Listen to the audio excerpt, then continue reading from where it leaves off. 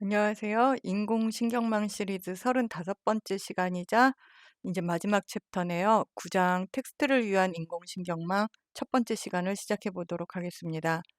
지금까지 케라스를 이용한 인공신경망에서도 두 종류를 해봤었어요. 왼쪽에서 배운 내용을 그대로 구현한 완전 연결 신경망이라는 거를 한번 했었었고, 그 다음에 완전 연결이 아니라 컨볼루셔널 뉴럴 네트워크라고 해가지고 우리가 필터를 사용을 했었었죠. 필터를 사용해서 가중치의 일부만을 사용을 해가지고 구하는 합성곱이라는 개념을 넣어서 이미지를 구분을 했더니 이 신경망의 성능이 더 좋아지는 모습을 살펴보았어요.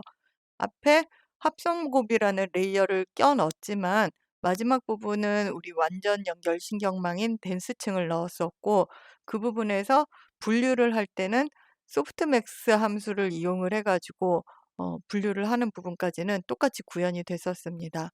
요번에도 텍스트를 위한 신경망 이제 9장에서 새롭게 들어오는데요. 데이터가 일단 달라져요. 지금까지는 왼쪽에 숫자 엠리스트가 됐던 패션 엠리스트가 됐던 이미지라는 데이터를 사용을 했었었는데, 요번에는 우리가 말하는 언어를 하나를 대표하는 IMDb 데이터셋이라는 걸 사용을 합니다. 영화 평가에 대해서 긍정, 부정 의견이 달려 있는 태그가 붙어 있는 게 있어요. 영어로 된 데이터거든요. 그래서 데이터가 다르니까 데이터에 대한 설명도 일단 진행이 되겠죠. 이렇게 문맥이 있는 부분을 분석을 하기 위해서 새롭게 등장하는 게 순환 신경망, 리커런트 뉴럴 네트워크가 오늘 배워볼 부분입니다. 이 부분에 대해서 일단 단순한 모형을 하나 보시고 그 다음에 개선형인 LSTM과 GRU 셀에 대해서 살펴보도록 할게요.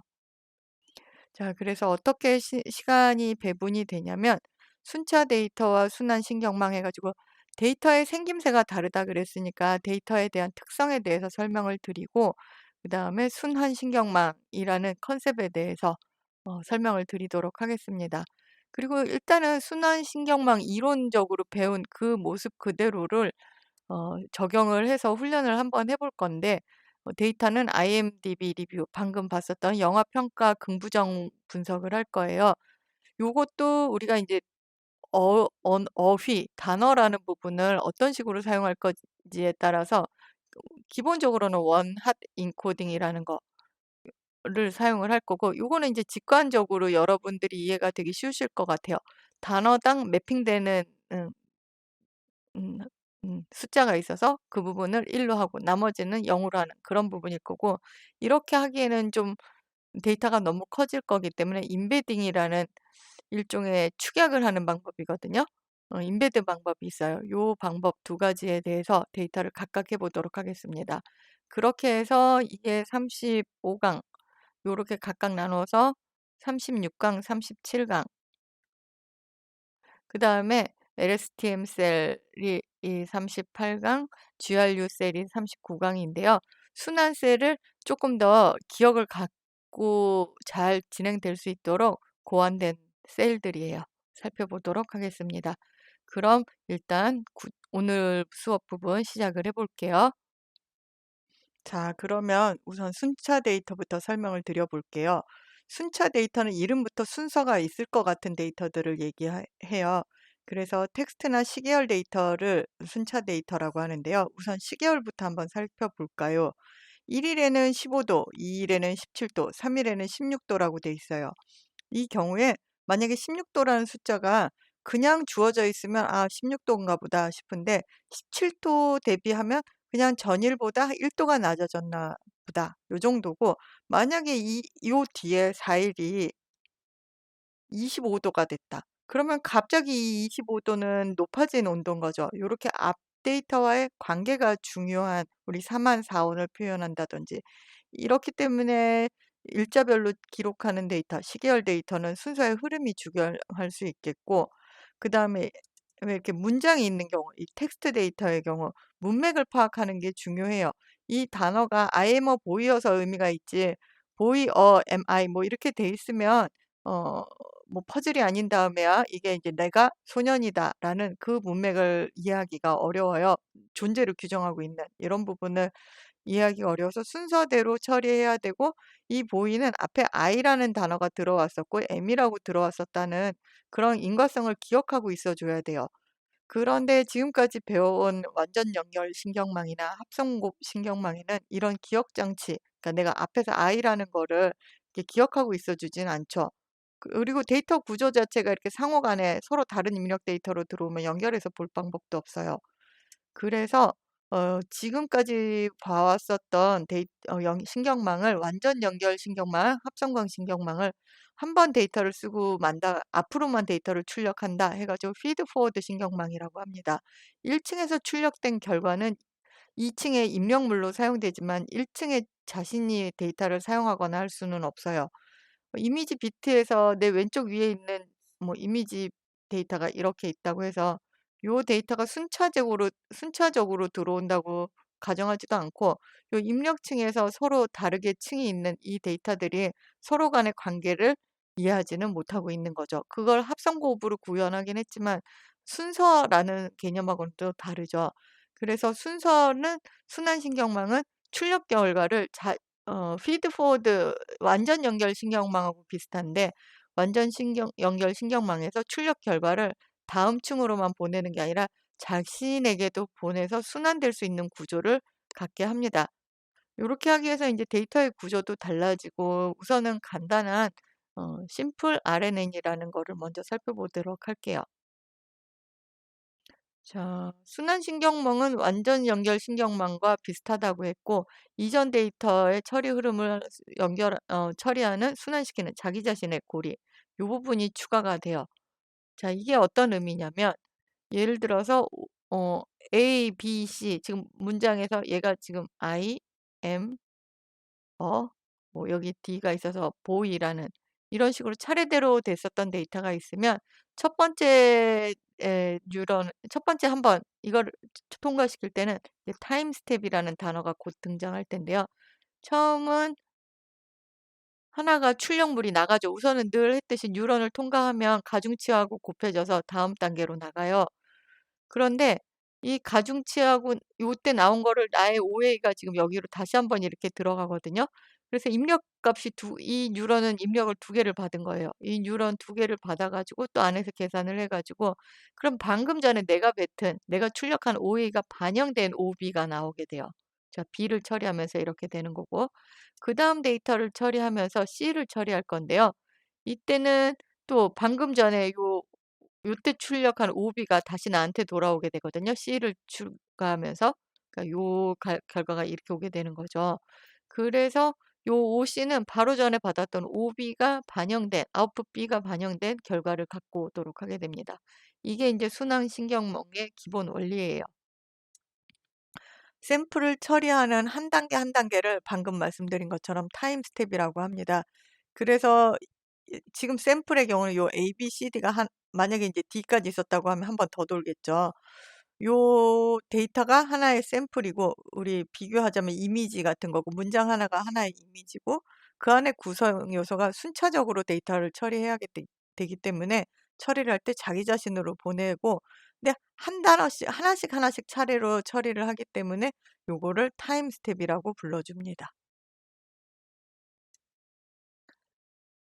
자, 순환신경망은 이전 타임 스텝의 결과를 기억하지만 타임 스텝이 오래될수록 순환되는 정보는 희미해져요. 지금 방금 앞에 페이지에서 봤듯이 요 딸려 있는 게 길어지면 길어질수록 그 바로 직전 것만 결국은 자기 자신에게 돌아오기 때문에 요 OA나 OB, 아웃풋 B는 어 순환이 반복될수록 타임 스텝이 길어질수록 앞부분은 희미해지는 그런 효과가 나타나게 됩니다. 그다음에 순환신경망에서는 층을 셀이라고 합니다. 우리 레이어라고 했었던 거, 이 친구도 이제 레이어로 제공이 될 텐데, 요 레이어에 하나하나 뉴런을 셀이라고 불러주게 됩니다.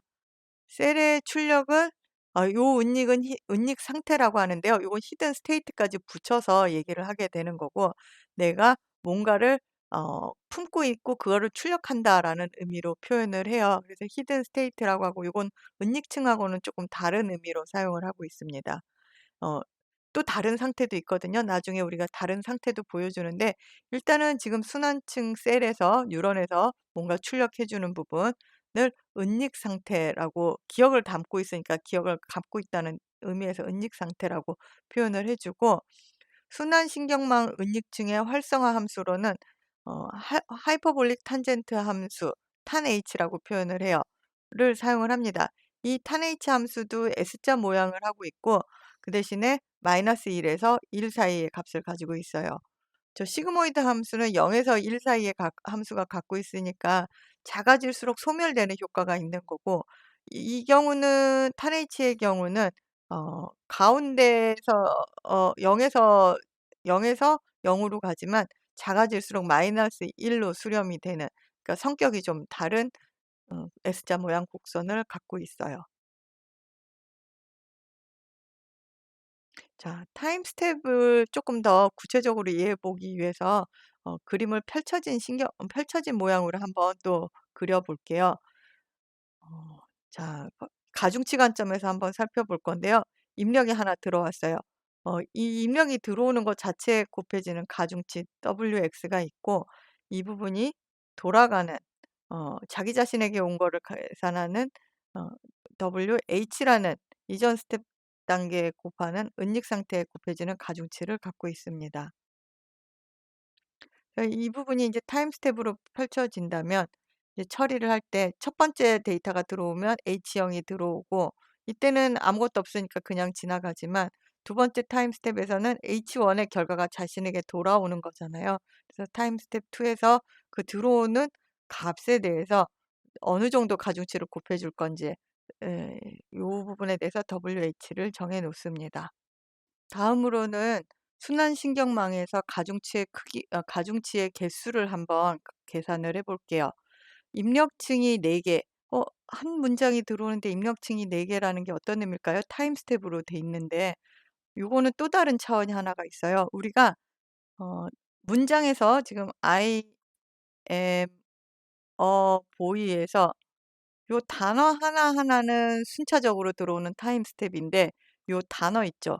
요 단어 자체를 또 하나의 입력층으로 표현을 해볼 수도 있고 입력층으로 표현하는 방법은 다양하게 있는데 우선을 우리는 이걸 원핫 인코딩을 해 봤다고 생각을 해 봅시다. 원핫 인코딩을 했으면 지금 4 개의 단어가 있잖아요. 4 개의 단어가 각각의 입력층이라고 하나는 요 i는 1000 요거는 0100 이 친구는 0010 요 친구는 0001 하면 지금 원핫 인코딩으로 표현을 했죠. 요렇게 됐을 때 요거 하나하나를 지금 어 입력층이라고 생각하는 거예요. 그럼 4 개의 입력층이 있다라고 예시적으로 한번 표현을 해 봅시다. 그다음에 순환층이 3 개 셀을 3 개를 만들었어요. 그러면 우선 4 곱하기 3 완전 연결 12 개가 나오겠죠. 완전 연결 12 개가 나오고 그다음으로는 뉴런끼리 주고받는 게 있어요. 자기 자신에게 오는 것도 있지만 뉴런끼리도 연결할 때 내 데이터를 출력할 때 이쪽으로도 은닉 데이터를 주고 이 친구도 요렇게 자기 자신한테도 주지만 R1, R2를 줘요. 그다음에 R3도 자기 자신한테도 주지만 R2에게도 주고 R1에게도 줍니다. 이게 지금 오른쪽 그림이에요. 그럼 은닉 상태는 자기 자신들끼리 연결이 돼 있는 거죠. 완전 연결이 돼 있는 거죠. 그래서 요 은닉 상태의 완전 연결이라고 하는데 결국 순환층의 개수의 제곱만큼의 가중치가 또 필요하게 돼요. WH에 대해서 그렇게 필요하게 되고 그다음에 이 친구들도 하나씩 바이어스를 달고 있습니다. 그래서 3 개. 요렇게 계산을 하게 됩니다. 자, 지금 12 곱하기 12 더하기 9 더하기 3 해서 24 개. 이 경우는 입력층이 4 개고 순항층이 3 개인 경우에는 24 개의 가중치 개수가 나타나게 됩니다. 순환 신경망에서 처리되는 데이터는 일반적으로 샘플마다 2 개의 차원을 가져요.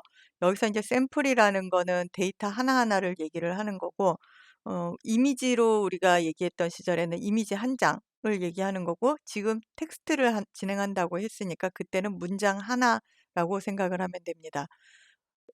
2 개의 차원을 갖는다고 했는데요. 하나의 샘플은 하나의 시퀀스로 되어 있습니다. 자, I am a boy라고 되어 있으면 요렇게 4개의 시퀀스로 지금 되어 있는 거고요. 이게 이제 타임 스텝의 크기인 거고, 이 각각의 단어를 표현할 어떤 방법이 필요할 거잖아요. 뭐 숫자 하나로 표현할 수도 있고, 이 경우에는 지금 숫자 3개로 표현을 할 수도 있고, 그다음에 뭐 숫자 500개로 표현할 수도 있고, 뭐 방법이 여러 가지가 있어요. 이 I와 M을 뭐 순서대로 숫자를 넣을 수도 있지만, 그럴 경우에는 또 다른 크기의 관념이 들어가기 때문에 방법을 고려해 가지고 표현을 하게 됩니다.